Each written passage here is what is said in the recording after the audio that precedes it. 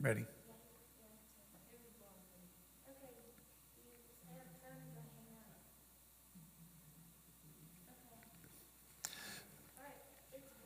Okay, so good evening and welcome. Tonight we're doing Advent and why we do what we do, and I'm doing Advent, Christmas, and Epiphany, Theophany. So this is one of my favorite sites in the whole wide world. This is the great big Christmas tree at the Metropolitan Museum in New York City, which is enormous. And the reason I put it here is because growing up, I would be taking the bus either in Buffalo or in Manhattan the night before Thanksgiving. And everything was dark, of course, and cold and windy, and go home. But it was very exciting because we would come back on Friday, the day after Thanksgiving, and everything would be lit up. The store windows were filled with nativity scenes or Santa Claus pictures, and the light poles had candy canes and stars, and they would put all this stuff up late at night. And that was the first time all the Christmas decorations came out. And then, people would have the lights up on their houses and everything. And in church, the vestments would change from green to purple, and everything was just alive with Christmas. Whereas now, Christmas commercials are already on TV. I always say, Halloween was close because then Christmas commercials come on. Whereas when I was growing up, that stuff didn't show up until the day after Thanksgiving. And it just made it much more fun. So going from, busy streets, but dark streets, to come back on Friday and everything lit up and Christmas carols through the loudspeakers. And it was a lot of fun. And we don't necessarily get that anymore. So now, the purpose of tonight is to recover that and the significance of what's going on. So the first thing is the date of Christmas. You inevitably will have people tell you, because I would have this happen every year at the University of New Mexico when we would do Advent and Christmas talks. People would pop in and say, the date of Christmas is December 25th because it was tied to the Roman pagan feast of Saturnalia, and the Romans gave gifts then, and that's what it all is. You people just adopted a pagan date and a pagan practice, and it's totally wrong. And actually, they're wrong. So the original date for Christmas was January 6th. That Christmas, the Nativity of our Lord, and seeing it's green for Christmas, is the Nativity, the Epiphany, which is the three kings, and the baptism of the Lord, were all celebrated on this day, January 6th. Now, today, the only church that still does that is the Armenians, the Armenian Orthodox and the Armenian Catholics. All the others have split the feasts into 3 different days. Why? Because when they were figuring it out, they calculated that Jesus died on April 6th. And which would have been the 14th day of Nisan on the Jewish calendar. But when they were figuring this out in Eastern Roman Empire, they did it using the Greek calendar, and the 14th of the first month of spring, which would, be April. But they were off, okay, because we have evidence that April was associated with Jesus' crucifixion. And Bishop Epiphanius writes, "The Lamb was shut up in the spotless womb of the Virgin, he who took away and takes away in perpetual sacrifice the sins of the world." Now, why did we end up with December 25th? This was settled by Pope Liberius in 354. And again, it has nothing to do with the birth of the Son God. It has everything to do with the Son of God. Why? Because March 25th is what day? What feast day? The Annunciation, when Jesus becomes incarnate in the womb of the Virgin Mary. And so 9 months exactly from March 25th is December 25th. Jesus has a perfect pregnancy because he is the Son of God. And so it's absolutely perfect. Now, where did they get that? Because March 25th, when you do the calendar correctly, finding the 14th of Nisan and using the regular calendar, Jesus was crucified on March 25th, so he has a perfect life. He's conceived on March 25th. He dies on the cross on March 25th. And December 25th is 9 months from March 25th. So all of it is perfect. So we know that this was an ancient reckoning because by the year 200 they were celebrating this. Now, it's based on the conception at the Annunciation, perfect pregnancy. Now in the East, the Immaculate Conception, when Our Lady is conceived in the womb of St. Anne, is December 9th, to show that Mary has an imperfect pregnancy, one day off. But for some reason, the Latin Church shifted it to December 8th. So Mary has a perfect pregnancy. Okay, so shepherds in the fields. One of the other objections is, how could Christmas be in winter? Right? Because why would the shepherds be out in the fields with the sheep if it's the dead of winter? It's too cold to take sheep out into the fields, which I love stuff like that because that's a great example of having to know history and geography. In the Holy Land, the sheep are bred in the summer so that the lambs are dropped in December, because then the pastures are full, and then the ewes, the mother sheep, have enough pasturage so that they can produce the milk to nurse the babies. And then the babies are born, and the babies would be born, and then the paschal lambs at Passover, which is always in the spring, they would be taken to the temple to be sacrificed. And in fact, Shepherd's Field in Bethlehem belonged to the temple. So the sheep that were raised there were raised for two purposes. Their white wool was used to make the linen robes of the priests in the temple, and then the lambs were sacrificed at Passover. So Christ, the high priest, is born in Bethlehem next to Shepherd's Field. Christ, the paschal lamb who will be sacrificed for us on the cross, is born next to Shepherd's Field. So everything has a reason. It's not just there to fill up paper. When, we bring in the shepherds, they have a profound reason for being there. And it was nice weather. It gets cool, but it's not like Scandinavia in December, which is bitter cold. Okay, so preparing for Jesus. The darkness of the northern hemisphere, right, pierced by the light of Christ. That's all that. I always feel sorry for people in South America and Australia because they sing all these nice Christmas carols and it's 100 degrees down there in December. And, they're all hot and going to the beach and they're singing about the things we sing about. But of course, the gospel comes from the north. So, and that's one of the big symbolisms we're going to see tonight. In the West, Advent was first based on the feast of St. Martin of Tours. Because Martin was a Roman soldier, he sees an old man freezing by the gate. He cuts his expensive cloak in half to wrap the old man in. And then Jesus appears and says to the angels, "This was Martin who took care of me." So Martin has a connection with Christ. So originally, Advent began then at St. Martin's Mass. Now in the Roman Rite, it's on the Sunday closest to St. Andrew, which that feast is November 30th. For the Byzantines, it's the St. Philip's Day, which we just had, November 15th, right? Because Philip asked, could he be the Messiah? So it's a 40-day preparation for getting ready for Christmas. For the Armenians, right, it's 50 days going to January 6th. So 40, why 40? 40 shows up constantly in the Bible. And this is why. First off, in Hebrew, letters, and numbers are very significant. So 5 in their reckoning signifies grace. And the number 8 signifies a new beginning. So 5 times 8, grace times new beginning, gives us 40. 40 also is a period of preparation or probation, getting ready for something in the Old Testament. And it coincides, with that meaning that we have of the 5 and the 8.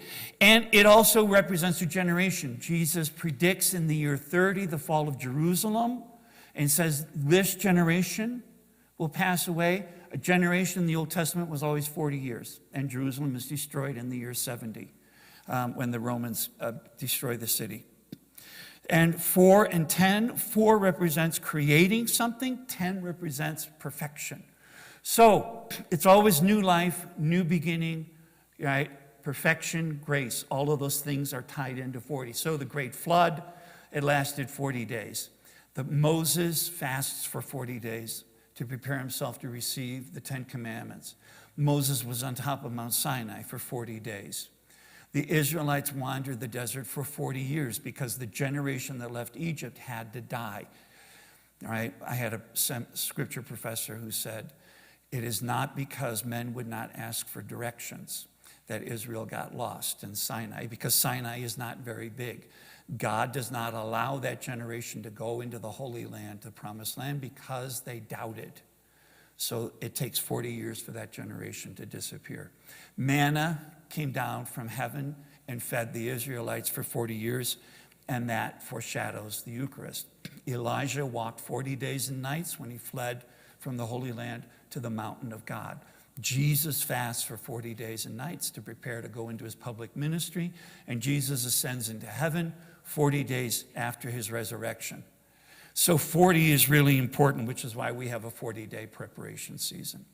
So fasting before Christmas, which the Byzantines, the Eastern Orthodox, all the Eastern churches still do that. Until 1917, that was true in the Latin Rite. The Code of Canon Law changed in 1917, and they dropped the fasting from meat and white meat. White meat are dairy products. My mother's mother was Scottish and Irish, and she kept that.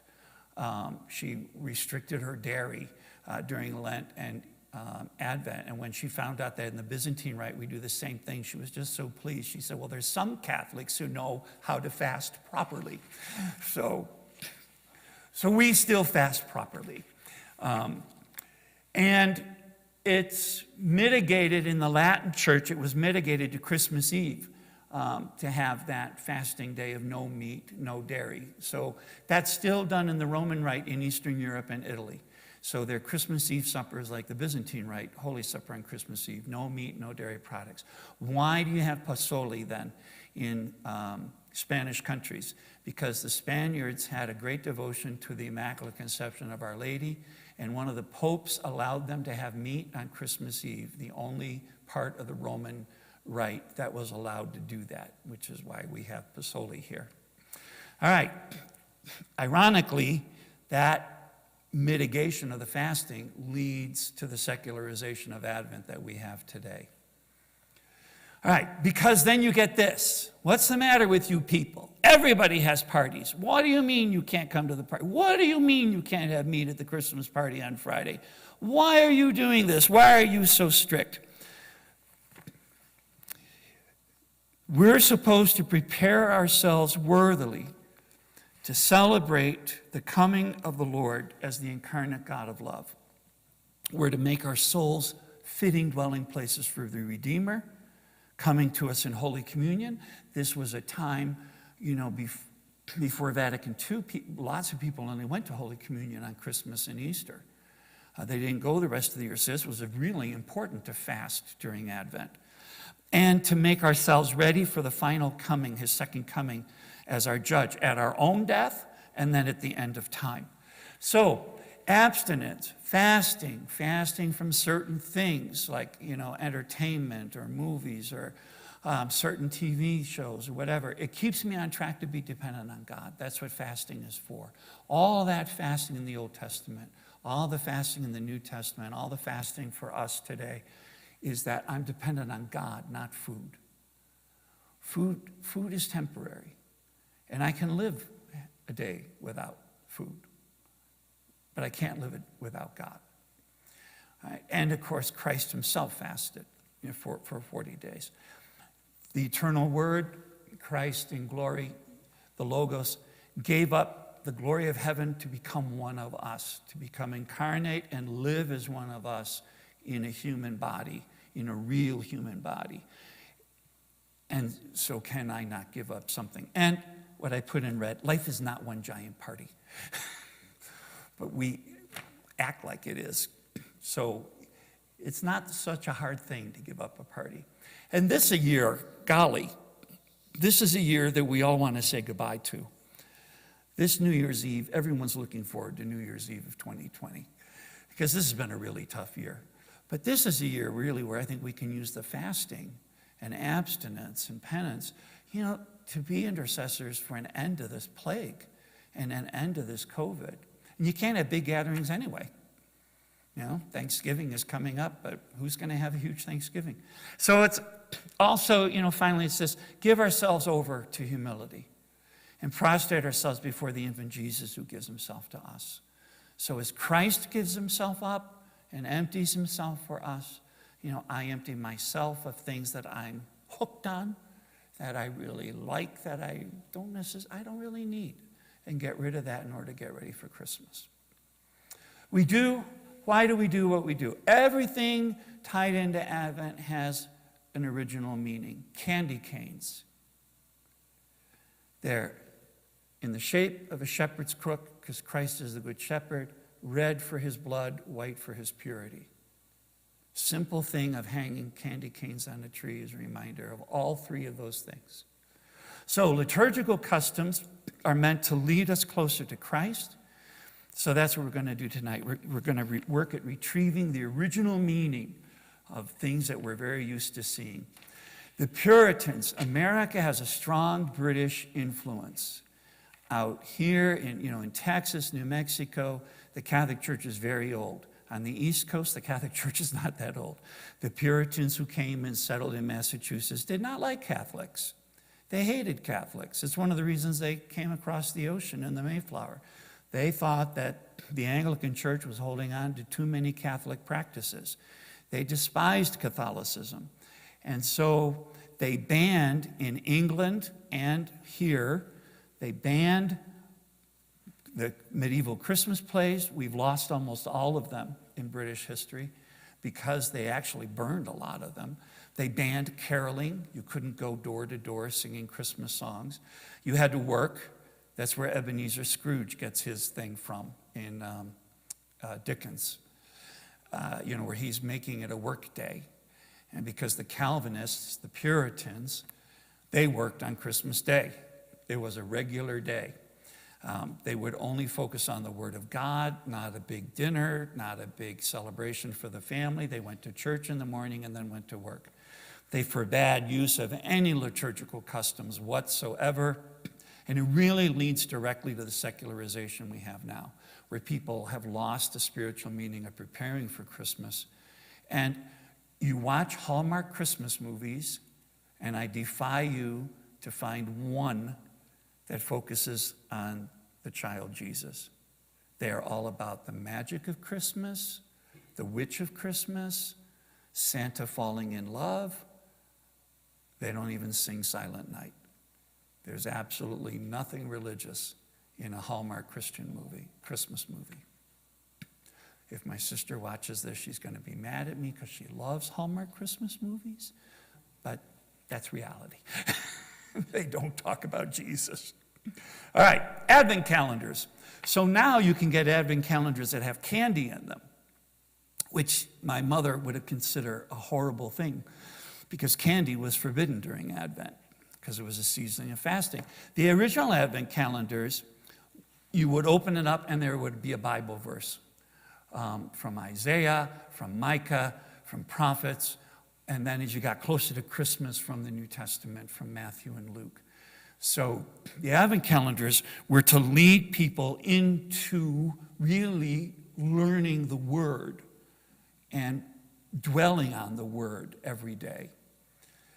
The Advent wreath is a German Lutheran custom. It really only came to the United States on a large scale after World War II when soldiers came back from occupied Germany. And then it spread out of Lutheran churches and into Catholic and other Protestant churches. So it's made of 4 candles usually, right? The white one is Jesus. And in a wreath, right? 3 candles are violet, purple, because in the Roman Rite, Advent was a fasting season, as we saw, and the priests wear purple vestments during Advent because that's the color in the Latin rite for fasting. And then one is pink for Gaudete Sunday, which is that's the Sunday that they wear rose-colored vestments. That day, the Bishop of Rome, the Pope, would present pink roses to people, getting close to Christmas. And so the priests began wearing vestments with the rose color, and that's why there's a pink candle. And it's to say, now we're really, really close. Now we're close to Christmas. So it's a celebration. The green is new life. The red is, again, for the precious blood of Christ. And the candles, are lit at home. You can get booklets, nowadays with the Advent wreath, with prayers you can say every day throughout the month of December. And again, the idea is to keep a spiritual awareness in the family. That's why the Lutherans created these originally. It was tied into the Word of God, the Scriptures, and preparation. Because at the time of the Reformation, this was most definitely a fasting season. Now, this was definitely a time in which you did penance to prepare for Christ. Okay. Christmas lights. This is one of my favorite things. This is the way my neighborhood looked before President Nixon. Nixon ruined it because we had the oil embargo, and he told everybody they shouldn't put up Christmas lights that year to save energy. Like these were going to really burn up all our oil. But we never recovered from it. The practice really dropped. You could go out in a neighborhood like this, you could read the paper by the Christmas lights because it was so bright. But the idea of the Christmas light comes out of the candles, and the idea was that the light of Jesus pierces the darkness because it's so dark in the northern hemisphere in December. And so the lights were announcing the coming of Christ, and obviously, it lifts your spirits in the pitch black to have this beautiful light shining. So the light of Christ pierces the darkness, so too our lights. All right, Barbarazweig. December the 4th is the feast of St. Barbara, and it's an old German custom. You cut a twig off a tree that flowers, so like a fruit tree, okay, something that's going to have blossoms on it in the spring. You cut it off, you put the branch in warm water on December 4th. By Christmas, you get blossoms and little leaves coming out. And the reason for this is, Jesus is the root of Jesse. So the twig grows roots, and as a root, it gives new life. Christ brings new life to the world by saving us from the curse of original sin and reopening the doors of heaven. So a simple little thing like putting some twigs in water on a windowsill and waiting for it to blossom, and they usually come out by Christmas. It's a great way of looking at it every day and saying to myself, Christ is the root of Jesse. Christ is the root from which all life comes. Because in Genesis, when God speaks, it's the Word. Jesus is the eternal Word. Every time God speaks in the Old Testament, that is the Word speaking. The Holy Spirit gives life. The Father is the source. But when God says, let there be light, right, and makes all the different parts of the universe, that's Him, right, the eternal Word. He really is the root of everything, as well as the root of Jesse. Okay, there's another old custom from Central Europe and France. You take wheat seeds and plant them in the beginning of December. Wheat is used to make bread, which we use for the Eucharist. They're doing very well. So it's a symbol of Christ, growing the wheat. Also, at Christmas Eve, you cut the wheat and you put it in the crib, and Jesus has something soft to lay down on. So it has all kinds of symbolism. December 6th, of course, St. Nicholas, the great celebration. In our house, my mom, we would put our shoes outside the door, And in the morning, there would be oranges, which were very expensive in those days because you didn't have fruit all year long, and they had to come from South America. And they actually used to be called, in the Middle Ages, they called them Persian apples. And it was very expensive in medieval Europe to have oranges. So it was a great treat for the children. And then walnuts and little treats. So this was actually the day in which you would get gifts. And Nicholas here is dressed like a Roman Rite bishop. This is Black Peter. There's this big controversy now in Holland, should they still have this Black Peter. Black Peter is not St. Nicholas's slave. He's a servant of one of the three kings, the king who came from Ethiopia.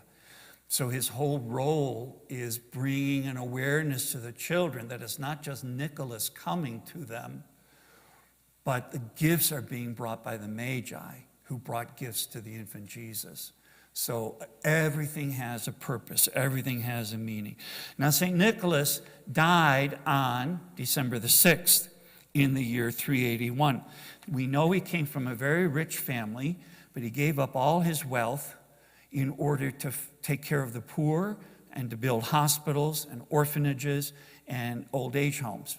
So everything was for others. As Christ emptied himself, Nicholas emptied himself the same way.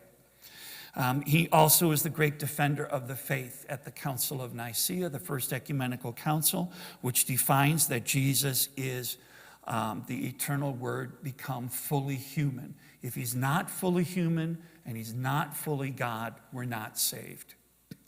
If he's just God taking on a human form, then we're not saved. If he's a man who is not divine, he has no power to open heaven. We're not saved. So it was really important, and that's the council that gives us the Nicene Creed that is said every Sunday in the Roman Mass and every liturgy in the Byzantine Rite. He's the protector of falsely accused people, right? Because there were men who were going to be executed, and he appears in a dream to the emperor and warns him that these are innocent men, and then the guilty party is discovered. He's the protector of children because he's known for not only taking care of children, but loving children. And there's lots of stories from the Byzantine Empire when the Turks were advancing across what is now Turkey, but then was all Christian territory, where children who had been kidnapped and sold into slavery are miraculously returned after their parents pray to St. Nicholas to save their children. The city he was Archbishop of, Myra, was a huge port city and very important port city. And he used to go down to the docks and bless the ships, and so he became the patron saint of sailors. So he's a patron saint for the Navy and the Coast Guard still to this day as a result of all that. Now, in the East, he's shown with a bishop's crown, and this is the most common icon of him. He blesses, spelling out the name of Jesus, ICX, Jesus Christos. He holds the gospel book because he's the teacher of the true faith. He wears this, which is the symbol of a bishop in the Byzantine Rite. Jesus and Mary are always here. Now, the story is that at the Council of Nicaea, which was called to deal with the heresy of Arianism, he was so offended at what Arius was teaching that he went up to Arius and slapped him in the face. And all the bishops were horrified that he was so mean to poor Arius, and they took away the gospel book, and they took away the white amaphorion, and they put him in a cell. And then that night, all the bishops have the same dream, and when they get up in the morning, they start telling each other and realize they all have the same dream, where Jesus comes to Nicholas carrying the gospel book, and Mary comes to Nicholas carrying the white amaphorion, and they tell him that they're restoring him as a bishop because of his great love for Christ. So that's why these are always in the icon of St. Nicholas. All right, December 8th or 9th, I already touched on the difference in the dates, the conception of the Mother of God or the Immaculate Conception. In Judaism, it's important to have children because a boy could be the Messiah, a girl could be the mother of the Messiah. In ancient Judaism, it was considered a great tragedy not to have children. And the story is that St. Joachim and St. Anne have not had any children. They're elderly. Joachim prays at the temple. Anne prays at home. An angel comes to each of them and tells them that they will finally have a baby. It will be a girl, and she will be the mother of the Messiah. They're so excited that they run through the streets of the city to find each other, and they meet at the Golden Gate. And the icon shows them embracing. Right? It's really a great marriage icon that in those days he could have divorced her, he could have gotten a concubine, he could have put her away, but he loved her too much. And because of his great love for her, he stayed with her. So the two of them come together, and rejoice, and this icon shows the marriage bed, so that they're now going to finally, in their old age, they're going to have a baby, right? And it's a great baby. And the conception, of course, of Our Lady, the Immaculate Conception, when I was in high school, everybody knew me as the Catholic Dictionary, and the guys would ask me, in the oddest places sometimes, like in the gym, they'd say, why do you have the conception of Jesus on December 8th? It's so soon before Christmas. And then I would have to explain the dogma to them. Thank God for my family teaching me the faith. She is saved from original sin. When they conceive her, she's protected from original sin. Why? She has to be the all-pure tabernacle of the living God. Therefore, she cannot be alienated from God. She lives her whole life in harmony and union with God, the way we were made to live with God. We're made for that. That's the original destiny of Adam and Eve in the garden, when God comes to walk with them in the cool of the evening, as was his custom. We're meant to live like that. Mary is protected from original sin by Christ, by the merits of the cross, that he will ascend in order to save us. She is free from the power of Satan. Satan probably tempted her, but she never falls into sin. So she is not born under the curse of original sin. She is not born with the tendency to sin. And she lives in purity, ready for God. And then, of course, the great moment on March 25th when she conceives Christ through the power of the Holy Spirit. The next big feast day is Our Lady of Guadalupe. I could do a whole class on Our Lady of Guadalupe because there's so much stuff happening on the feast day. She appears to St. Juan Diego. The first day she appears to him is December the 9th, the original feast of the Immaculate Conception. That's the first day. All right. In the Guadalupe, she appears at the place of one of the Aztec temples. You ever get to go to Mexico City? Tenochtitlan is a hill. There was a temple there to the mother goddess of the Aztecs, but it's also a place where there was human sacrifice. When the Spanish came and destroyed the Aztec temples and put an end to human sacrifice, the Aztecs believed they had to kill people at their temples because their blood would feed the sun, and that if they didn't do this, the world would end. The Spanish come, conquer the Aztec Empire, stop the sacrifice. The world did not end, but their religion ended. And there are actually cases of mass suicide because they went into such deep depression. Very few of the people in the Aztec nation became Christian, very few. Juan Diego, his wife, and his uncle were among the very few. She appears to him December 9th. She gives him the messages for Bishop Zumarraga, and she calls him in Spanish, Mi Juanito Diejito, am I not your mother? He's an elderly man, but she calls him my little Juan Diego, like a mother would say always to her little kid in Spanish. And a mother, you're always the child of a mother. You three girls, just remember that when you get older. You are still your parents' children. It never ends. It's guaranteed. It never ends. And the mothers are nodding their heads behind you, just so you know. So you are always going to be their little hito. You're going to be their hija. You're always my little daughter. So she calls him Mi Juanito Diejito. Am I not your mother? She's the mother. Now he has the mother. The mother goddess is gone. She's the mother of God and is his mother. And she appears as a mestiza. They already had people of mixed blood, Spanish and Native Americans who were marrying.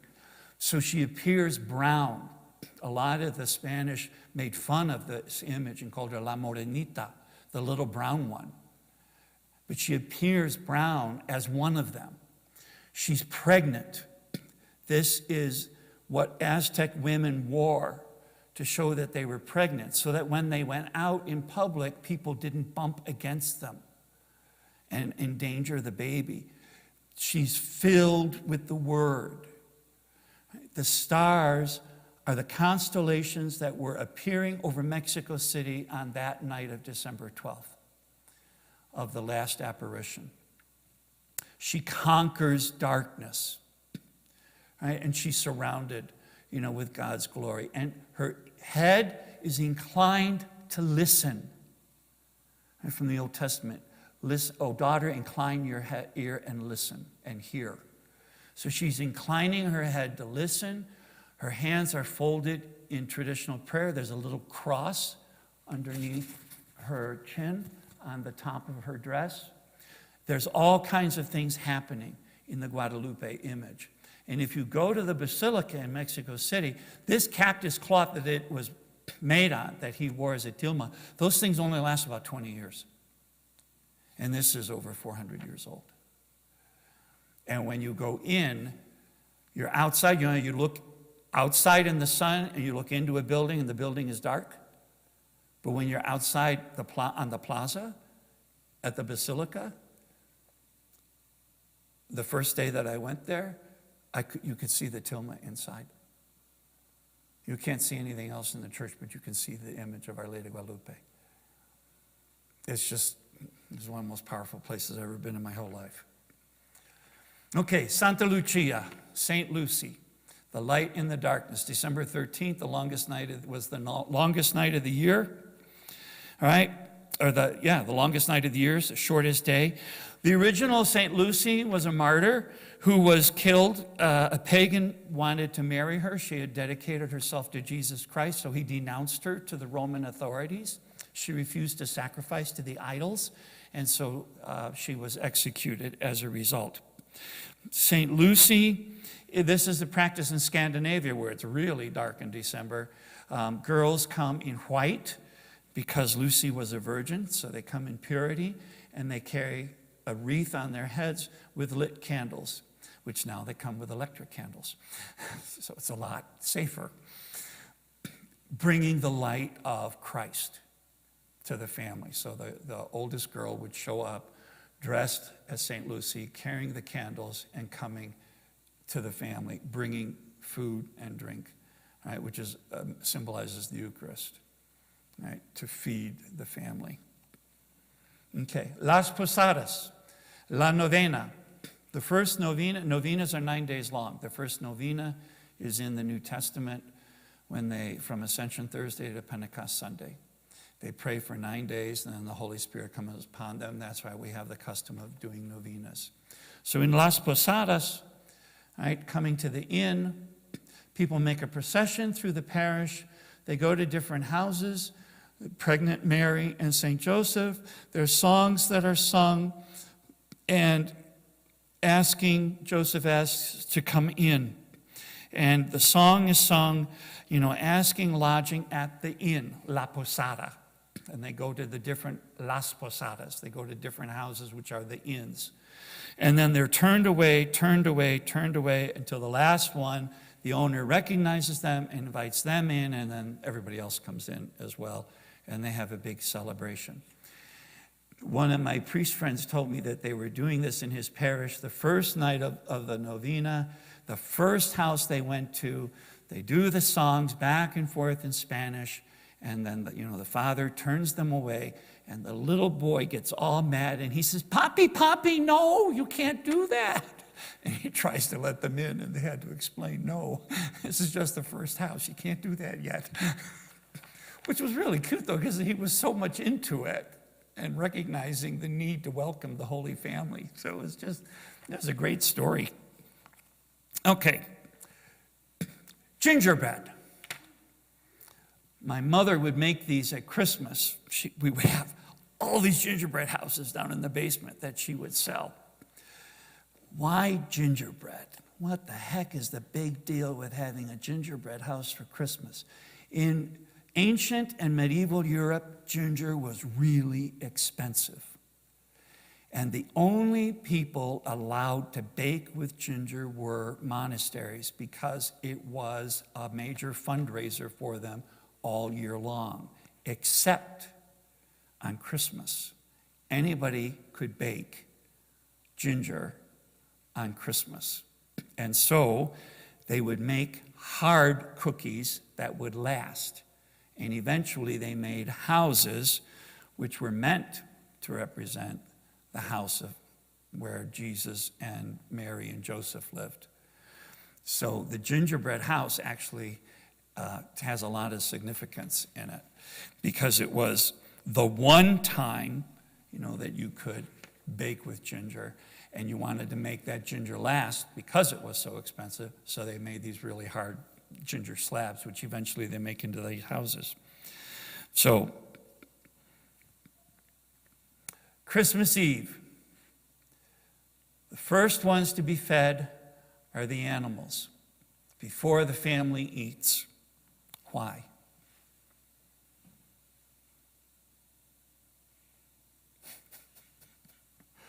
Who kept Jesus warm in the stable? It's the animals. So the animals are fed first. So on Christmas Eve, the family's supposed to go out to the barn and take special care of the animals, give them special food, more food than they normally would get, in order to thank them for having kept the infant Jesus warm and for giving up the manger, all right, which was the feed trough, where they put Jesus after his birth was in the manger, which is where the straw was for the animals to eat from. So they gave up their food to keep the newborn baby warm in their feed trough. So that's why the animals are taken care of. Now, one year, the Sunday before Christmas, I made the big mistake of saying that there's an ancient tradition that at midnight, which is supposed to be when Jesus was born, the animals talk. And that year, all these kids in the parish tried to stay up to midnight to hear the animals talk. And boy, did I hear about it from the parents. So I never told that story again. But now it's on YouTube, so it'll be out forever. So even if you don't have a farm, cats, dogs, guinea pigs, birds, fish, whatever, animals are supposed to be taken care of on Christmas Eve. Okay. The first star.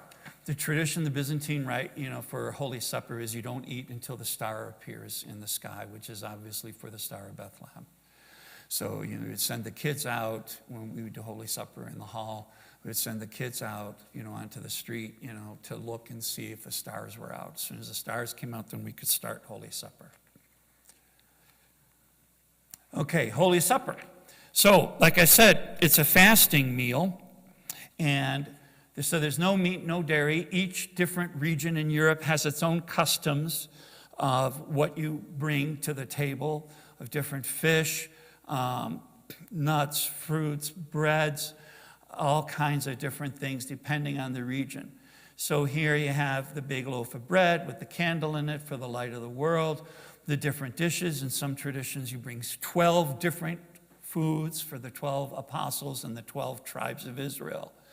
Usually an empty seat is at the table. There's a place set with a plate and silverware and chair that nobody uses. That's Elijah.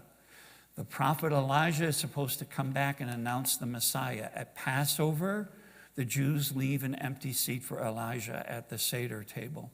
The Eastern Christians picked up that practice from their Jewish neighbors so that we wait for Elijah to come to announce that Christ is born.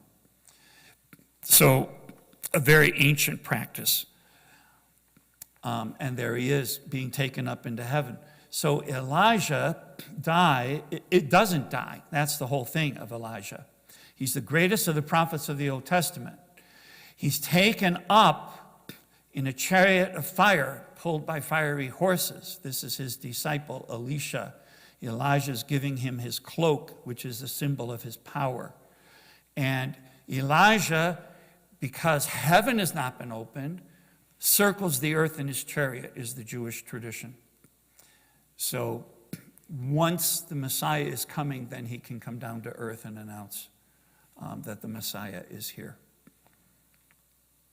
Oplatki, the word Oplatki or Oplatki, plural, that's a Polish word. It comes from the Latin, oblata. Oblata in Latin means offering. And the oblata is these wafers. So they're made like Roman Rite communion bread, so they're flat and out of the same material. And they taste just like a host. What's different with them, though, is they have nativity pictures stamped on them. And so the practice among Poles and Lithuanians and Slovak, Roman Rite Slovaks, is you take the Oplatki, and before you start the Holy Supper, break the bread, right, and pass the sections of bread around the table. It's a ceremony of forgiveness and reconciliation. It obviously is a shadowing of the Eucharist, right, and of preparing for Holy Communion, which everybody would be receiving either at midnight Mass after the Holy Supper or Christmas Day. An interesting thing is that in the Gulag in the Soviet Union, in the concentration camps, the people would mail Oplatki to the imprisoned priests. And the priests would save Oplatki all year long so that they could use it as hosts for secret masses that they would offer in the barracks or out in the woods or on a construction site or way down deep in the mines. They found all kinds of places to offer Mass and the sacraments. And when the Oplatki were mailed, the people would you had to label everything you sent to a prisoner in a parcel. They would write Lithuanian crackers so that the guards would not suspect anything. And then pass them around. And obviously the flat is also reminds us of matzah from Passover, which is why the Roman Rite uses flat Eucharistic bread. So they all have a meaning. Christmas tree. What tree could the Christmas tree represent?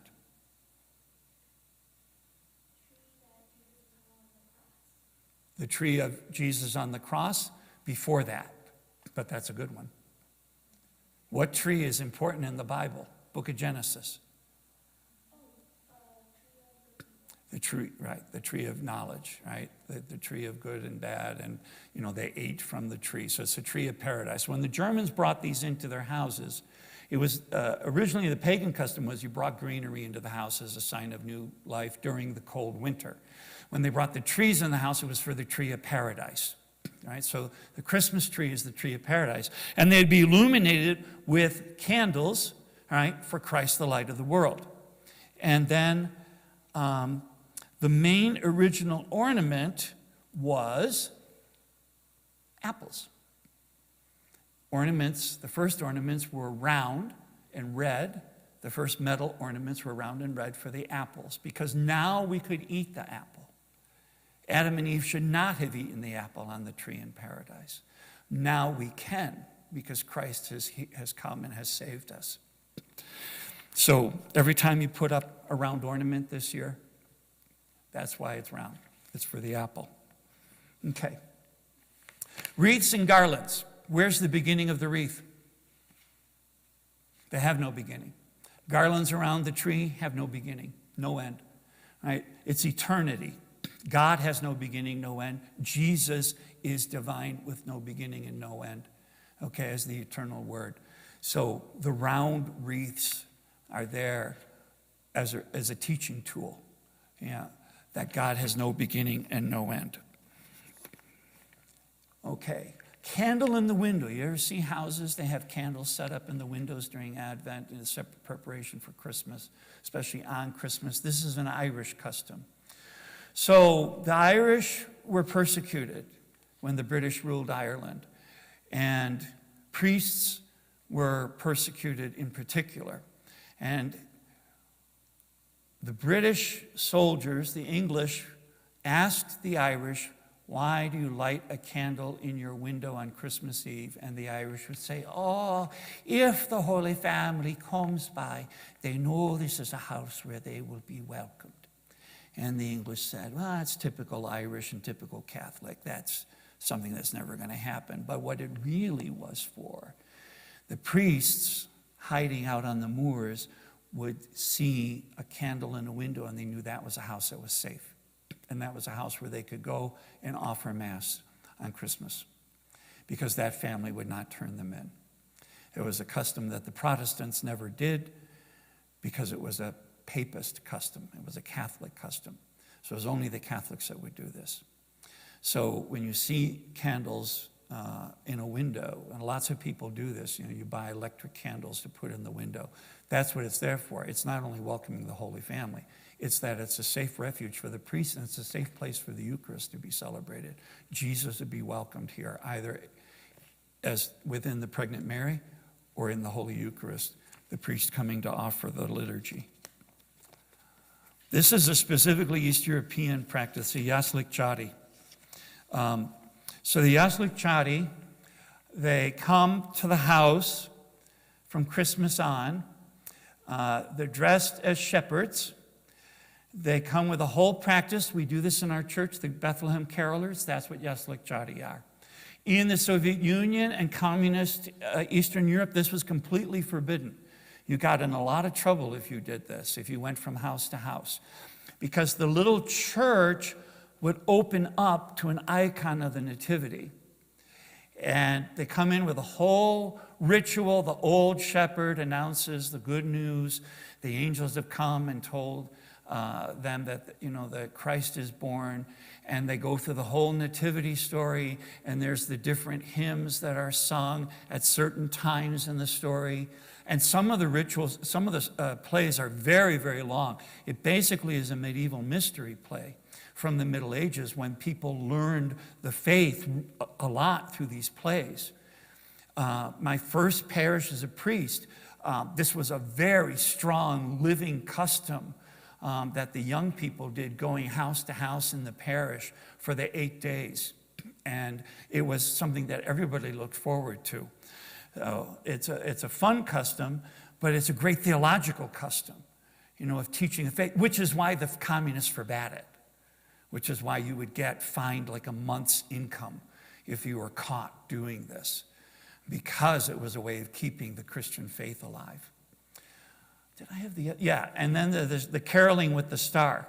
So here, this is in Ukraine, going up, knocking on the window to let them know they're outside, carrying the Star of Bethlehem, right, and coming door to door to sing Christmas carols. There's another thing that was forbidden under the communists. What they would do is they would make a red star, for the Red Star of Communism, use the melodies of the hymns, but communist words, to teach people communism instead of Christianity.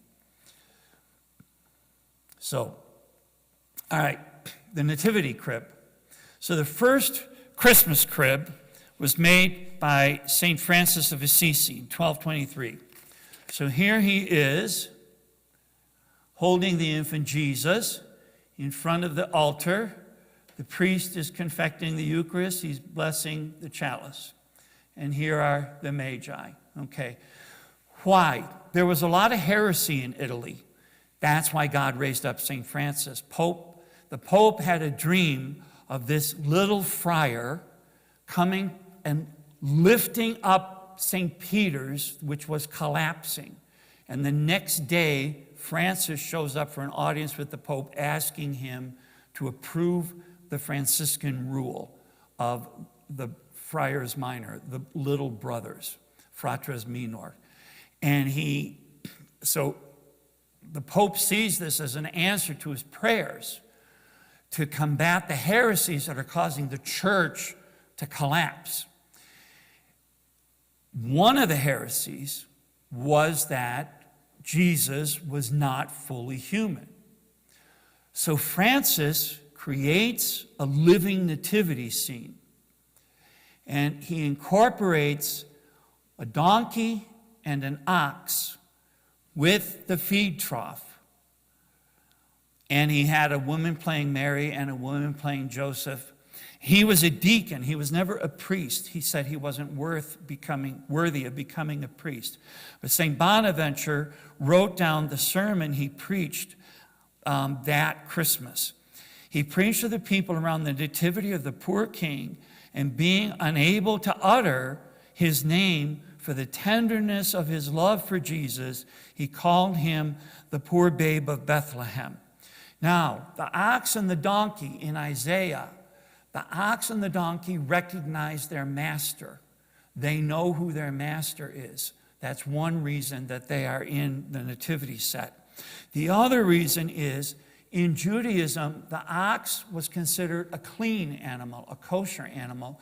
The donkey was considered an unclean animal. They represent Israel and the Gentiles brought together by the infant Jesus in the founding of the church. So that's why you always have an ox and a donkey in a nativity set. You have sheep, obviously, for the shepherds. You have the camels for the magi coming from the east. But you have to have the ox and the donkey because of the great symbolism. They know who their master is, the first chapter of Isaiah. Right? And the Jews and the Gentiles are brought together through Christ. Now, again, Jesus is put in the manger, which is where they get their food. Foreshadows he will feed us in the Eucharist. Yep. 5 minutes. Okay. 3 kings. So, Casper comes from Syria. He brings the myrrh. That's this one. Balthazar brings the incense from Ethiopia. He's the one who's black. Melchior is the oldest. He comes from Arabia, bringing the gold. The 3 gifts represent gold for the king, frankincense for worship, because he's God as well as man. Myrrh, 2 purposes. One, it's used in medicine in the ancient world, so it's a symbol of healing. And the other is that it was used for the dead, to embalm the dead. So that he comes into the world in order to die for us. Okay, and there they are. If I had just waited a second. Okay, now, house blessing. In the Latin rite, the house blessing is tied to Epiphany, which is January 6th, which is the 3 kings in the Latin rite. So if you were getting your house blessed by a Roman rite priest next year, you would take chalk, KMB, Caspar, Melchior, Balthazar, and then the year broken up on either side of it. Nativity sets have straw in them. It's an old Irish custom to take straw from the nativity set and make a cross and put it above the front door on the inside, that the infant Jesus would bless us during the year coming. Byzantine rite, January 6th, is the baptism of the Lord. So the Jordan water is used. So the priest comes to the house using Jordan water that was sanctified on January 6th in order to bless the house. For both of them, the idea is that it's the sanctification of the new year, protection against illness and trouble. It's the triumph of Christ, the true King. All right, the Christmas season ends 40 days after, which is February 2nd. So on the 40th day, they had to take the firstborn male child if he opened the womb. So if the firstborn was a male, they had to redeem him, buy him back from God, because the firstborn male was dedicated to God. So Mary and Joseph take him to the temple, right? They're poor, so they bring the 2 birds as the offering. Simeon has been waiting and waiting and waiting, and the great hymn, "Now you shall dismiss your servant, O Lord, because my eyes have seen your salvation, which you prepared before all people, a light of revelation." Anna has been waiting and waiting and waiting. They're both very old, and they both proclaim to everyone who will listen to them that this baby is the Messiah. This is the one that they've all been waiting for. And it's called in the Eastern churches, it's not the presentation, it's Tritenia. It's the meeting, it's the encounter. Christ meets his people. Who are his people?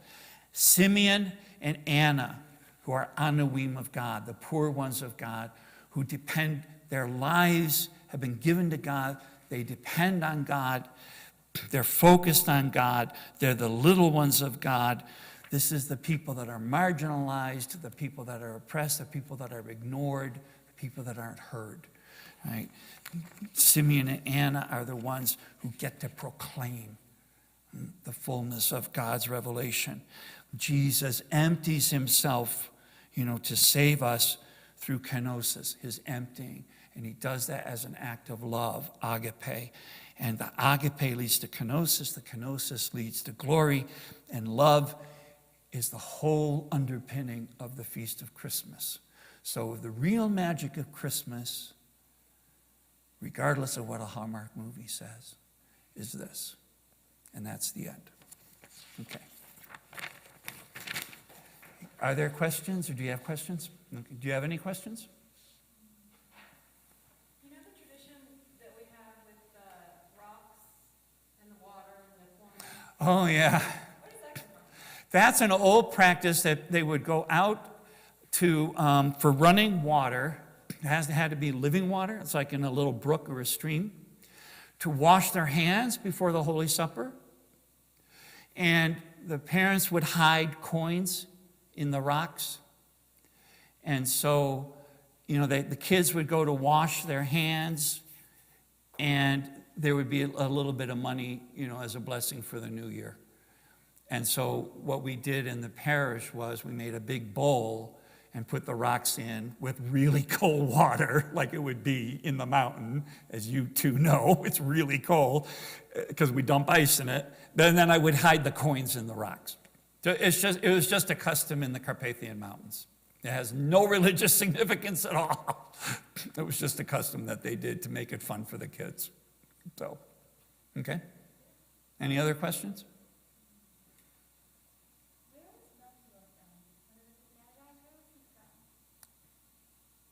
Again, what?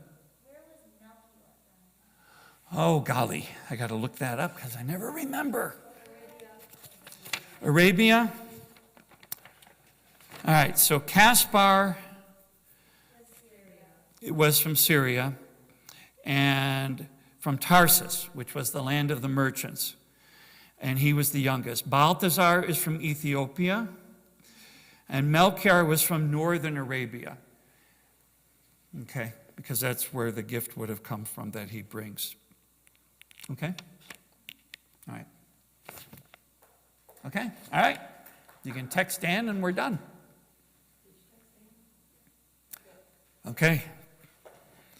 We're finished, and now we text Father so he can come put everything away.